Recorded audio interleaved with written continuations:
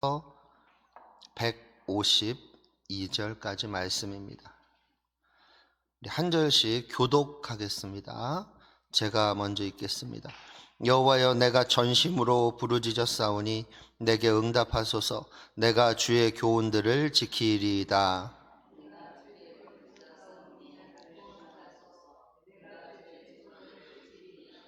내가 날이 밝기 전에 부르짖으며 주의 말씀을 바랐사오며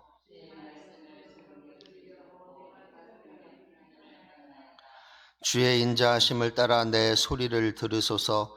여호와여, 주의 규례들을 따라 나를 살리소서.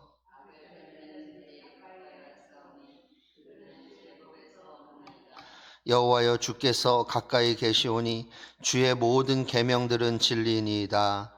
내가 전부터 주의 증거들을 알고 있었으므로 주께서 영원히 세우신 것인 줄을 알았나이다. 아멘.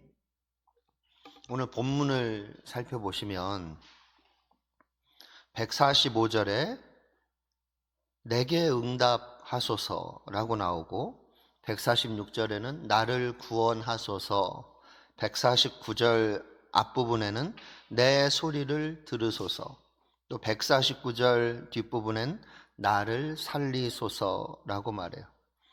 이 시인이, 시편 기자는 뭔가 절박합니다. 기도의 내용이 응답해달라, 구원해달라, 좀 내 얘기 좀 들어달라, 좀 나를 살려달라. 이런 기도는 절박할 때 하죠. 간절할 때 합니다. 기도의 패턴이 응답해 주십시오, 그러면 말씀을 지키겠다라는 패턴으로 145절부터 149절까지 계속돼요. 패턴이 뭐라고요? 응답해 주세요, 그러면 내가 말씀을 지킬게요 라고 말하고 있어요. 기도하는 이유가 뭡니까? 지금 말씀대로 살고 싶어서 기도하는 거예요. 시편 119편을 쭉 분석을 해보면 말씀장이라고 말하잖아요. 시편 119편은. 그러니까 말씀대로 살고 싶어서 하는 기도예요. 그러니까 우리가 하는 기도와 다르죠. 응답이 목적이 아닌 거죠. 문제 해결을 뛰어넘는 수준의 기도인 거예요. 말씀대로 살고 싶어서 기도하고 말씀대로 살고 싶기에 응답이 필요한 겁니다. 심지어 응답이 없어도 좋아요. 말씀대로만 살 수 있다면 나는 그걸로 족하다 이 말이에요. 말씀대로 살고 싶어서 응답이 필요한 거죠. 응답이 본심이 아니라 말씀대로 살게 해달라, 이게 시인의 본심인 거예요. 그런데 문제가 발생합니다. 문제가 발생해요. 150절에 보니까 악을 따르는 자들이 가까이 왔사오니 그들은 주의 법에서 머니이다 라고 말합니다.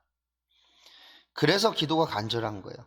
세상 길을 가는 자들이 시인을 저항하고 협박하고 회유하고 공격합니다.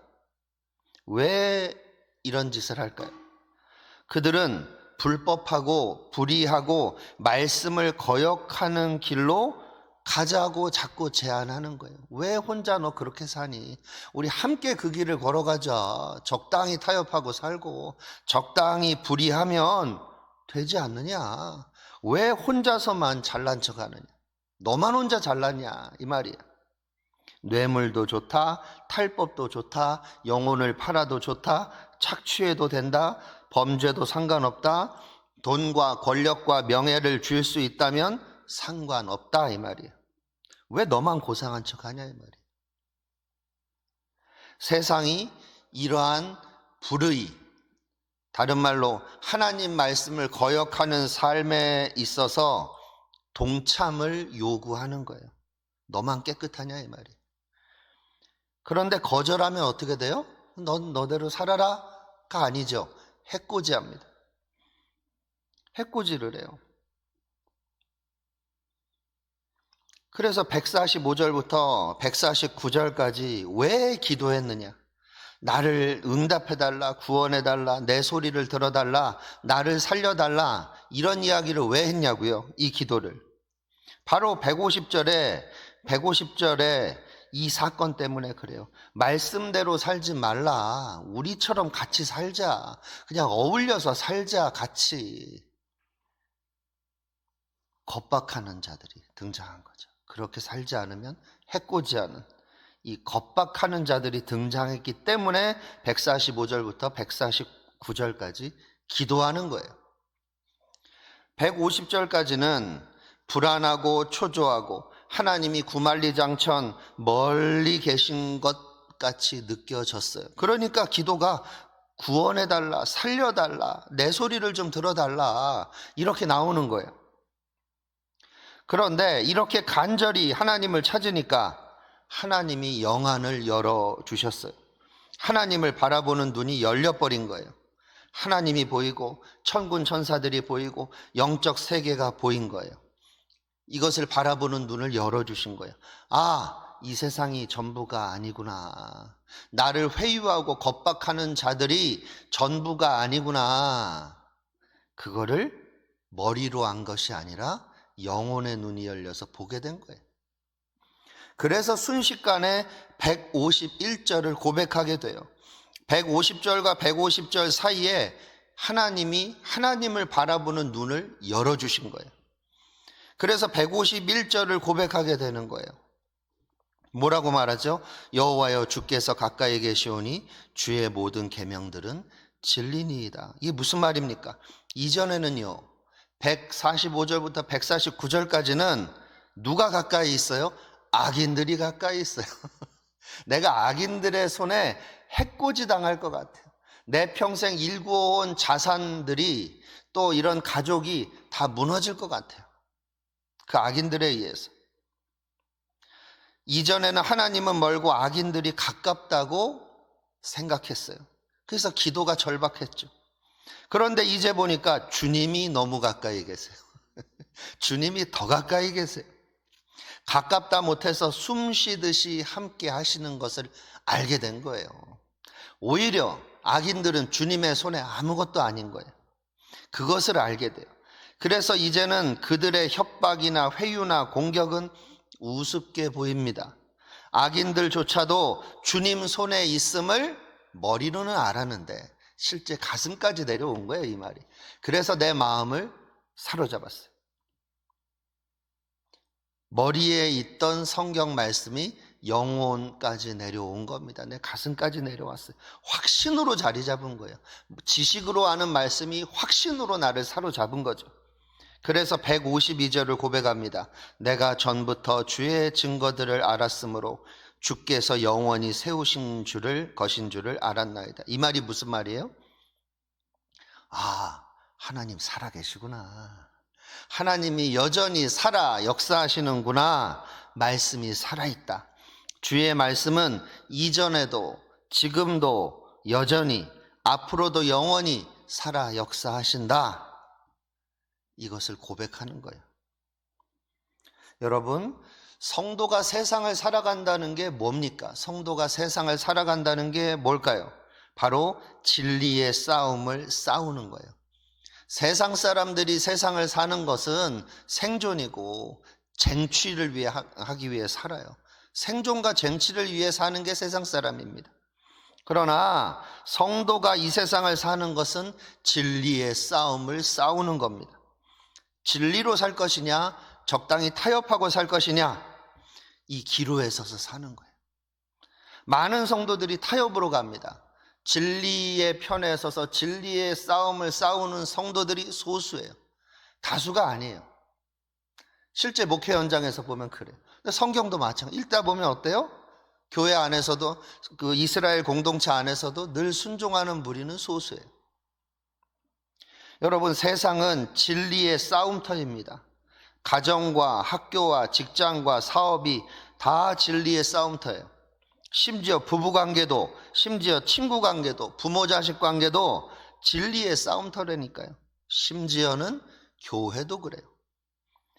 모두가 진리의 싸움터인 거예요. 중요한 것은 우리가 알고 있는 지식, 성경 공부로 아는 지식, 교리로 아는 지식은 이 진리의 싸움터에서 무기력해요. 이 시인이 하나님을 모르는 게 아니잖아요. 이 시인이 영적 체험이 없는 게 아니잖아요. 이 시인이 신앙 연조가 부족한 것도 아니에요. 그런데 두려워 떨잖아요. 149절까지 절박해 하잖아요. 내 소리 좀 들어달래. 항상 네 소리를 들었는데 뭘 또 내 소리를 들어달래요. 살려달래. 아니 항상 살려줬는데 뭘 또 살려달래요. 왜냐하면 이 시인의 신앙 연조와 신앙 지식이 무기력한 거예요. 악인들의 협박과 회유 앞에서. 이게 우리의 현실인 거죠. 진리의 싸움터에서 승리의 치트키가 뭡니까? 승리의 견인차가 뭐예요? 시인처럼 하면 됩니다. 어떻게 하느냐? 하나님께 찰싹 달라붙는 거예요. 그러니까 주님께 딱 붙어서 주님 나 좀 살려주세요. 나 좀 살려주세요. 나 어떡합니까? 아이고 큰일 났습니다 주님 하고 주님 바지가랑이를 붙잡고 놓지를 않는 거예요. 옛날에 푸바오가 왜 인기가 있었냐? 그 사육사들이 다리를 붙잡고 놓지를 않죠. 걸어가면 그냥 매달려 갑니다. 아이 푸바오처럼 해야 되는 거예요. 우리가 이 판다들처럼 주인 그 사육사를 보면 탁 달라붙어서 놓지 않는 거예요. 하나님께 찰싹 달라붙는 것이 승리의 견인차입니다. 치트키예요. 그게 뭡니까? 찰싹 달라붙는다는 게 뭐예요? 기도밖에 없어요. 성경 읽는다고 글이 눈에 안 들어와요. 암송한다고요? 암송한 말씀이 생각이 안 나요. 제가 암송을 많이 한 사람입니다. 말씀 생각 안 납니다. 어려우면 살려주세요 주님. 왜 또 이런 일을 일으키십니까? 좀 괴롭히지 좀 마세요. 이렇게 돼요. 성경 말씀 생각난다고요? 아니에요. 글이 눈에 들어오지 않아요. 절박할 때는. 기도하는 겁니다. 근데 그냥 기도하는 게 아니라 찰싹 달라붙는 그 기도를 해야 되는 거예요. 주님께 들러붙으니까 성령께서 영안을 열어주시는 거예요. 들러붙는 기도가 정확히 뭐냐고요?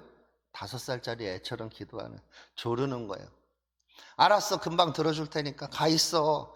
아니야, 지금 줘. 아니야, 지금. 이거예요. 좀 이기적이어도 괜찮아요. 내 신앙 연주에 인내하며 기다려. 이건 여유 있는 거예요. 들러붙는 건 뭐냐면 5살짜리 아이처럼 막 조르는 거예요. 지금 사달라고. 지금 아니면 안 된다고 막 애들 떼쓰고 들어눕잖아요. 그렇게 하라고요. 주님께 찰싹 달라붙는 거예요. 못 살겠다 하나님. 이렇게 사는 게 인생이냐. 하나님 해결해달라. 왜 나를 괴롭히느냐. 5살짜리 아이처럼 하십시오. 그러면 하나님께서 우리의 영안을 열어주세요. 응답이 오기 전에 우리의 마음의 눈이 밝혀져서 하나님 바라보는 눈이 열려버리는. 응답 전에 뭐가 와요? 하나님 바라보는 눈이 열려버려요. 야, 내 아버지가 어마어마하게 크신 분이었구나. 이 악인들 이거 바람에 나는 겨와 같구나. 아무것도 아니구나. 까짓 거 별거 아니네. 이렇게 돼요. 전까지는 두려워 벌벌 떨던 사람이 까짓 거 별거 아니네. 한번 맞서봐? 이렇게 나와요. 괜히 놀랐네. 그래? 니들 마음대로 한번 해봐. 하나님이 어떻게 역사하시는지 보자. 이런 담대함이 생기는 거죠. 이렇게 반응하게 돼요. 이게 영안이 열린 겁니다. 하나님의 크심, 이것이 나를 감동해요. 정말 하나님 크시구나. 머릿속에 있는 것으로 안 돼요. 성경 공부하고 교리로는 안 됩니다. 주님께 철썩 달라붙으니까 하나님이, 성령께서 영안을 열어주시는 거예요. 세상의 악인들의 행위가 장난에 지나지 않는다는 것을 알게 되는 거예요. 이것은 논리나 마인드 컨트롤을 한다고 되는 게 아닙니다. 현실 문제예요. 죽느냐 사느냐의 문제 앞에 무슨 마인드 컨트롤이 있고 긍정적 사고가 있냐고요. 하나님 바라보는 눈이 열려야 합니다. 요한복음 16장 33절에 이런 말씀이 있습니다. 이것을 너희에게 이르는 것은 너희로 내 안에서 평안을 누리게 하려 함이라. 세상에서는 너희가 환난을 당하나 담대하라. 내가 세상을 이겨노라. 뭐라 그래요? 담대하래. 왜요? 내가 세상을 이겼대요. 오늘도 진리의 싸움터에서 승리하십시다. 예수님이 이겨놓은 싸움을 사는 거예요. 삶에 문제가 다가와요. 이미 예수님이 이겨놓으신 문제예요. 근데 왜 놓았다고 하는데 그 이김이 나에게, 승리가 나에게 금방 안 다가와요? 절박하게 기도하게 하시려고요. 푸바오처럼 하나님 꼭 붙들고 안 놓을 때까지 기다리시는 거예요. 주님께 들러붙어 있을 때까지 기다리시는 거예요. 근데 그 전에 응답을 주면 응답인 줄도 몰라요. 간증도 없고 감사도 없고 잘 될래야 잘 된 일인 줄 압니다. 감사 없어요. 감격도 없고 그러려니 하고 무미건조하게 돼요. 그래서 기다리시는 거예요. 언제까지? 하나님께 찰싹 달라붙어서 5살짜리 어린아이처럼 지금 아니면 안 된다고 엉엉 울면서 떼쓰고 하나님께 매달릴 때까지 보류하시는 거예요. 승리를 보류하시는 거예요. 이미 이겨놓은 싸움인데 보류하세요. 우리 주님께 오늘도 달라붙어 봅시다. 그러면 말할 수 없는 은혜가 넘치고 하나님 바라보는 눈이 열릴 것입니다. 자신감부터 회복될 겁니다. 문제는 때가 되면 해결해 주세요. 이런 은혜가 있기를 바랍니다. 기도하겠습니다. 하나님, 오늘도 하나님 앞에서 살게 하여 주옵소서. 오늘 하루를 주셨습니다. 코람대오하는 하루 되게 도와주시고 오늘도 하나님을 경외하는 하루 될 수 있도록 도와주시옵소서. 무엇보다도 하나님 바라보는 보는 눈이 열리는 오늘 될 수 있도록 인도하여 주셔서 오늘도 승리를 경험하게 하여 주시옵소서. 이제는 우리 주 예수 그리스도의 무한하신 은혜와 아버지 하나님의 영원하신 사랑과 성령 하나님의 역사하시고 교통하시고 위로하시는 은혜가 하나님 바라보는 눈이 열려서 진리의 싸움터에서 성령으로 승리하기를 간절히 사모하는 모든 하나님의 백성들 위에 넘치도록 함께 있을지어다. 아멘.